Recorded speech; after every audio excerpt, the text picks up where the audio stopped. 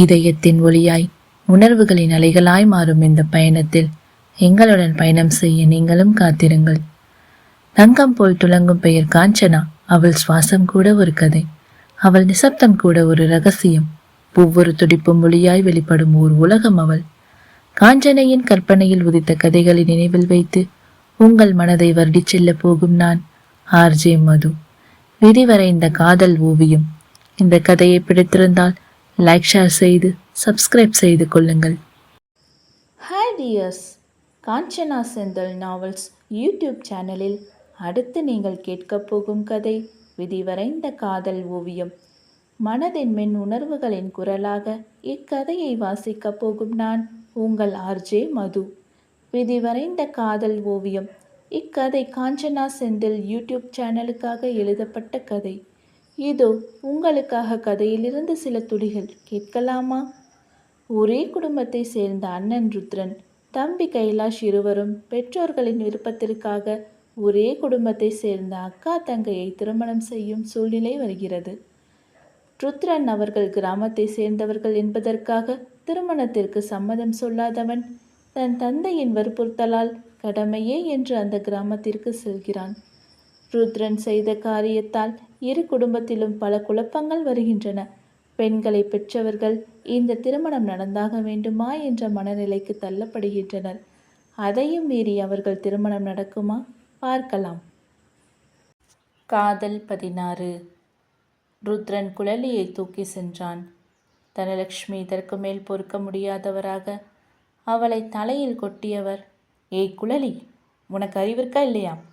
அந்த தம்பி தான் புரிஞ்சுக்காம நடந்துக்கிறாருன்னு பார்த்தா நீயும் அறிவே இல்லாமல் இழிச்சுக்கிட்டு வரியேடி. உனக்கு திடீர்னு என்னடி ஆச்சு? எதுக்காக எங்கள் மானத்தை இப்படி வாங்குற என்றார்.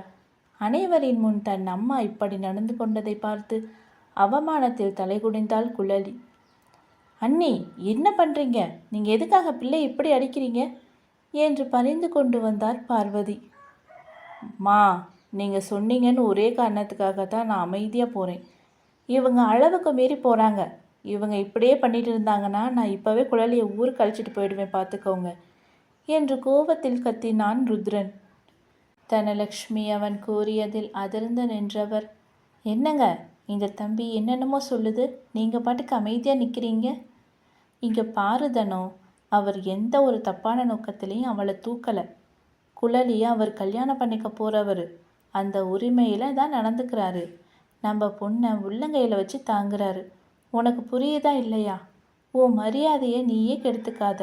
இந்த பக்கம் வா என்றவரை தனலட்சுமி, பாக்கியம், விஸ்வநாதன், வான்மதி ஆச்சரியமாக பார்த்தனர். இதை நான் உன்கிட்டேருந்து எதிர்பார்க்கலடா தம்பி. ருத்ரன் எந்த தப்பான நோக்கத்திலையும் நம்ம பொண்ணை தொடலை. அது நமக்கு தெரியுது, தனத்துக்கு தெரியலையே. என்ன மாமா நீங்களும் இப்படி சொல்கிறீங்க? பார்க்குறவங்க என்ன நினைப்பாங்க? ஊருக்காக வாழ்ந்ததெல்லாம் போதுதனோ. நம்ம பொண்ணுங்க சந்தோஷம்தான் நமக்கு முக்கியம். இவங்க 2 பேரையும் பார்த்தாலே ரொம்ப சந்தோஷமாக இருக்குது. அந்த மனநிலையை நீ கெடுத்துடாதம்மா என்ற விஸ்வநாதனை பார்த்து, நான் அவளோட அம்மா மாமா. எனக்கு அவளை கண்டிக்க கூட உரிமை இல்லையா? ஏன் எல்லாரும் என்னை தப்பாகவே நினைக்கிறீங்க? இங்கே பாருதனோ, மாப்பிள்ளை செய்கிறதெல்லாம் நமக்கு ஒரு மாதிரியாக தான் இருக்குது. ஆனாலும் அவருடைய பாசம் மட்டும்தான் அதில் வெளிப்படுது, புரிஞ்சுக்கோ என்று பாக்கியமும் கூறினார். அதற்கு மேல் அங்கு நிற்க முடியாதவராக தனலட்சுமி உள்ளே சென்றார். தன் அம்மா தலையில் கொட்டியதுமே அவமானத்தை உணர்ந்த குழலி அவனிடமிருந்து இறங்க முற்பட அவனும் அவளை கண்களால் அதட்டினான். குழலியை நாற்காலியில் அமர வைத்தான் ருத்ரன். சரி, நான் சொல்ல வேண்டியதை சொல்லிடுறேன் என்றார் விஸ்வநாதன். அண்ணா, ஒரு நிமிஷம், தன அண்ணி கோச்சிட்டு போயிருக்காங்க. நான் போய் அவங்கள அழைச்சிட்டு வந்துடுறேன், இருங்க என்ற பார்வதியை பார்த்து, இரு பார்வதி, நான் போய் அவளை அழைச்சிட்டு வரேன் என்ற சதாசிவம் தன் மனைவியை தேடி சென்றார். தனோ, இப்போ நீ எதுக்கு முறைச்சிட்டு வந்து நிற்கிற? நல்ல விஷயம் பேசும்போது இப்படி நடந்துக்காத தனோ. இதை நான் உன்கிட்ட எதிர்பார்க்கவே இல்லை. பெற்றவங்களுக்கு தாங்க தெரியும், ஒரு பொண்ணு ஒரு தடவை கெட்ட பேர் வாங்கிட்டா அது கடைசி வரைக்கும் மாறாதுன்னு. நான் சொல்கிறது உங்கள் யாருக்குமே புரியலை, விடுங்க. உங்கள் இஷ்டத்துக்கு என்ன செய்யணுமோ செய்யுங்க என்று கலங்கினார் தனம். அச்சோ தனோ, இங்கே பாருமா, விடுங்க, நீங்கள் என்கிட்ட பேசாதீங்க, தயவு செஞ்சு இங்கேருந்து போங்க.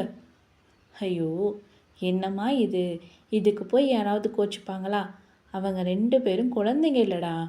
நானும் முன்ன மாதிரி தான் ருத்ரன் மாப்பிள்ளைய நடந்து கொள்றத பார்த்து ரொம்ப தவறாக நினச்சிட்டேன். அப்புறம் அண்ணன் சொன்னதை யோசித்து பார்த்ததுக்கு அப்புறம் தான் தெரிஞ்சிச்சு. ருத்ரனை தொடர்ந்து கவனித்து பார்த்தேன். அவருடைய பார்வையிலையும் சரி நடத்தையிலையும் சரி தவறு இல்லைம்மா. நம்ம பொண்ணு மேலே அவர் வச்சிருக்க பாசத்தை தான் அப்படி காண்பிக்கிறாரு. புரிஞ்சுக்கோ. இப்போ வா, நம்ம போகலாம். ஈஸ்வரன் மாமாவும் பார்வதியும் என்ன நினைப்பாங்கன்னு யோசிச்சு பார்த்தியா? சரி சரி, உங்களுக்காக வரேன். என் பொண்டாட்டி சமத்து. தன் மனைவியின் தாடையை பிடித்து கிள்ளினார் சிவா. ஐயோ, கையை எடுங்க, யாராவது பார்த்துட போகிறாங்க. வெட்கப்பட்டார் தனம். அனைவரும் இவர்களுக்காக காத்திருக்க, அத்தை ப்ளீஸ் புரிஞ்சுக்கோங்க, நான் தப்பான எண்ணத்தில் எதுவுமே பண்ணலை. ருத்ரனின் தலையை வருடியவர், எனக்கு புரியுது தம்பி. என் பொண்ணை நீங்கள் சந்தோஷமாக வச்சுருந்தா எனக்கு அதுவே போதும். ரொம்ப தேங்க்ஸ் அத்தை. உங்கள் பொண்ணை உங்களை விட நல்லாவே பார்த்துப்பேன் என்றவனை அவனின் பெற்றோர் மெச்சுதல் பார்வை பார்த்தனர். அம்மா அழுது கொண்டே தன் அன்னையை கட்டிக்கொண்டாள் குழலி. அழக்கூடாது, நீ சந்தோஷமாக இருந்தா எனக்கு அதுவே போதும் என்று அவளின் கண்ணீரை துடைத்து விட்டார் தனம். ரொம்ப தேங்க்ஸ்மா. அடடா, என்ன 2 பேரும் மாற்றி மாற்றி தேங்க்ஸ் சொல்லிக்கிறீங்க? நீங்கள் எங்களோட பிள்ளைங்க. உங்கள் நல்லதுக்கு தான் நாங்கள் சொல்லுவோம், புரிஞ்சுக்கோங்க என்றார் தனலக்ஷ்மி. புரியுது என்று இருவரும் ஒரே நேரத்தில் கூற, அதை பார்த்து அங்கிருந்த அனைவரும் சிரித்தனர். சரி சரி, என்ன முக்கியமான விஷயம்னு சொல்லுங்க மாமா என்றான் கைலாஷ். எல்லாமே சந்தோஷமான விஷயந்தான் தம்பி. சொல்லுங்க மாமா. அடுத்த முகூர்த்தத்தில் உங்களுக்கு கல்யாணம் பண்ணி வைக்கலாம்னு நாங்கள் முடிவு பண்ணியிருக்கோம் என்ற விஸ்வநாதன் 2 ஜோடிகளையும் பார்த்தார். அவர்களோ ஒருவரை ஒருவர் பார்த்து கொண்டவர்கள் மகிழ்ச்சியில் துள்ளினர். தேங்க்ஸ் மாமா. இவ்வளோ சீக்கிரம் நீங்கள் இப்படி ஒரு முடிவு எடுப்பீங்கன்னு நாங்கள் நினச்சி கூட பார்க்கல என்றான் ருத்ரன். ஆமாம் மாமா, நானும் இதை எதிர்பார்க்கல, கைலாஷும் உடன் கூறினான். அதுக்குள்ளே கல்யாணமா? நாங்கள் உங்களை விட்டு பிரியணுமே பெரியப்பா, இன்னும் கொஞ்ச நாள் போகட்டுமே என்று கலங்கினாள் குழலி. ஏய், நீ எங்கடி போக போகிற? நம்ம வீட்டுக்கு தானே வரப்போகிற. அதுவும் உன் வீடு தான், அதை மனசில் வச்சுக்கோ என்று அதட்டினான் ருத்ரன். அவன் அதட்டியதை தாங்க முடியாமல் வெம்பினாள் குழலி. டேய், ஏண்டா ஏன் இப்படி பிள்ளையை திட்டுற? நீ கொஞ்சம் அமைதியாக இருவேன், நான் சொல்லி புரிய வச்சுக்கிறேன் என்றார் பார்வதி. குழலி, இங்கே பாருடாமா, நீ நம்ம வீட்டுக்கு தானே வரப்போகிற. எப்போ நீ அம்மா அப்பாவை பார்க்கணும்னு நினச்சாலும் உடனே கிளம்பி வந்து பார்க்கலாம், புரியுதா? சரிங்கத்த. ஏய், நீ ஏண்டி கவலைப்படுற? நாம் 2 பேரும் கார் எடுத்துகிட்டு வந்துடலாம் என்றாள் வான்மதி. பாரா, 2 பேரும் எப்படி காரில் வருவீங்க? உங்களுக்கு காரெல்லாம் ஓட்ட தெரியுமா என்றான் ருத்ரன். ருத்ரன் மாமா, உங்களுக்கு தெரியாதா? குழலி சூப்பராக கார் ஓட்டுவா. என்ன, அப்படியா என்று ஆச்சரியப்பட்டு போனான் ருத்ரன். இது அவனுக்கு புதிய தகவல். ஆமாம், சென்னையில் படிக்கும்போதே கற்றுக்கிட்டாளே. என்ன, குழலி சென்னையில் படித்தாளா? அது சரி, இதுவே உங்களுக்கு தெரியாதா?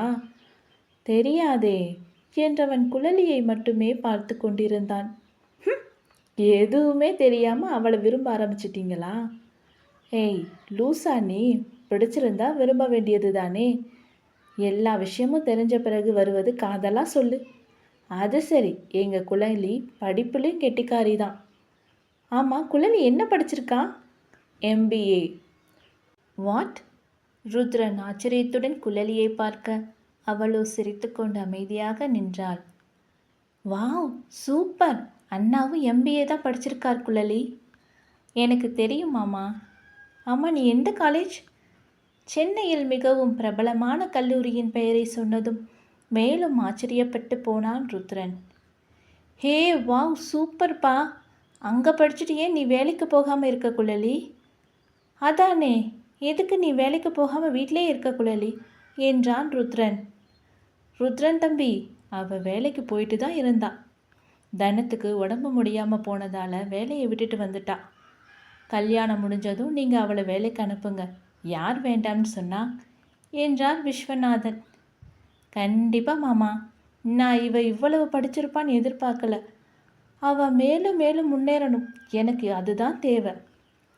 குழலிக்கு வேலைக்கு போகிறதெல்லாம் ரொம்ப பிடிக்கும் மாமா. நீங்கள் அவளை வேலைக்கு அனுப்புகிறேன்னு சொல்லிட்டீங்க, ரொம்ப சந்தோஷம் என்றாள் வான்மதி. ஆமாம், நீ என்ன படிச்சிருக்க மதி? அது அது வந்து என்ன மதி சொல்லு. நான் எம்காம் படிச்சிருக்கேன். எதை? எம்காம் படிச்சிருக்கியா? இப்போது ஆச்சரியப்படுவது கைலாஷின் முறையானது. அப்போ எதுக்கு அன்னைக்கு நான் சரியாக படிக்கலைன்னு சொன்ன நீ? அதை ஏன் கேட்குறீங்க? ஆரியர் வச்சு அதை கிளியர் பண்ணுறதுக்குள்ளே நான் பட்ட அவஸ்தை இருக்கே. குழலி மாதிரி நான் படிக்க மாட்டேன், அதனால தான் அப்படி சொன்னேன் என்று கைலாஷிடம் கூறியவள் கஞ்சிமெட்டினாள். கைலாஷ் அவளை பொய்யாக முறைத்தவன். அரியர் வைக்கிறதெல்லாம் ஒரு விஷயமே கிடையாது. நான் கூட நீ சொன்னதை வச்சு காலேஜ் பக்கமே போயிருக்க மாட்டேன்னு நினச்சேன் என்று சிரித்தான் கைலாஷ். ஓஹோ, அப்படி ஒரு நினைப்பு இருந்துச்சோ? ஆமாம், நீ தானே என்னை அப்படி நினைக்க வச்சிட்ட. டேய் போதும்டா, கல்யாணம் ஆகட்டும், என் 2 மருமகள்களையுமே நான் வேலைக்கு அனுப்புவேன் என்றார் ஈஸ்வரன். அதற்கு உடனே வான்மதி, மாமா குழலியை வேலைக்கு அனுப்புங்க. எனக்கு வேலைக்கு போகிற எண்ணம்லாம் கிடையவே கிடையாது. நான் கல்யாணம் முடிஞ்சதும் அத்தைக்கிட்ட சமைக்க கற்றுக்க போகிறேன். அட ஏம்மா இப்படி சொல்கிறேன்? ஏங்க, அவளுக்கு எது விருப்பமோ அதையே செய்யட்டுமே, விடுங்க. மாமா, நான் உங்கள் பொண்ணு தான். என் விஷயத்தில் முடிவெடுக்க உங்களுக்கு முழு உரிமை உண்டு. ஆனால் இந்த ஒரு விஷயத்தில் மட்டும் என் இஷ்டப்படி விடுங்க ப்ளீஸ் மாமா. சரிம்மா, நீங்கள் 4 பேரும் சந்தோஷமாக இருந்தாலே எங்களுக்கு அது போதும். சரி, அடுத்த வாரம் நிச்சயத்தை வச்சுக்கலாம். அதுக்கப்புறம் கல்யாணத்தை கோலாகலமாக நடத்திக்கலாம் என்றார் விஸ்வநாதன். விஸ்வநாதா, புரோகிதரை பார்த்து நாள் குறிச்சிட்டு வந்துடலாம். நாங்கள் ஊருக்கு கிளம்பணும் இல்லையா? இத்தனை நாள் லீவ் போட்டாச்சு. பசங்க வேலைக்கு போகணும், நானும் என் பிழப்பை பார்க்கணும் என்றார் ஈஸ்வரன். நால்வரும் ஒருவரை ஒருவர் பார்த்து கொண்டனர். மாமா, இன்னும் 2 நாள் தங்கிட்டு போகலாமே என்றாள் வான்மதி. மதி, இதுக்கு மேலே லீவ் போட முடியாதுமா. இன்னும் கொஞ்ச நாள் பொறுத்துக்கோங்க. கல்யாணம் பண்ண பிறகு நம்ம வீட்டுக்கு வந்துட போகிறீங்க. குழலி எதுவும் கூறாமல் அறைக்கு சென்று விட்டாள். அச்சோ, பிள்ளை முகமே மாறிப்போச்சு என்றார் பார்வதி. அவ கொஞ்ச நேரத்தில் சரியாகிடுவா, கவலையை விடுங்க. ஈஸ்வரா, சிவா, வாங்க நம்ம நிச்சயத்துக்கு நல்ல நாள் குடிச்சிட்டு வந்துடலாம் என்றார் விஸ்வநாதன். பெண்கள் சமையல் அறைக்கு சென்றுவிட ருத்ரன் தன்னவளை தேடி அறைக்கு சென்றான். அவள் செய்து கொண்டிருந்த செயலை பார்த்தவன் கதவில் சாய்ந்து கொண்டு அவளையே ரசித்து கொண்டிருந்தான்.